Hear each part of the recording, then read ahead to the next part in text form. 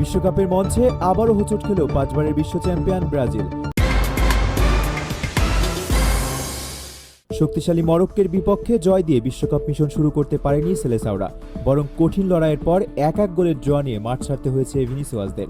ম্যাচের শুরু থেকেই দুই দলই খেলেছে আক্রমণাত্মক ফুটবল।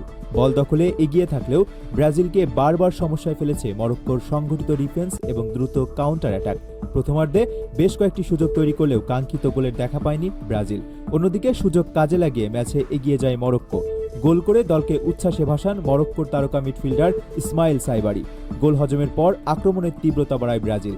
একের পর এক আক্রমণে মরক্কোর রক্ষণভাগকে ব্যস্ত রাখেন ভিনিসিয়াস জুনিয়র, রদ্রিগো এবং সতীর্থরা। অবশেষে ম্যাচের সমতা ফেরান ভিনিসিয়াস জুনিয়র। তার গোলে নতুন করে ম্যাচে ফিরে আসে ব্রাজিল।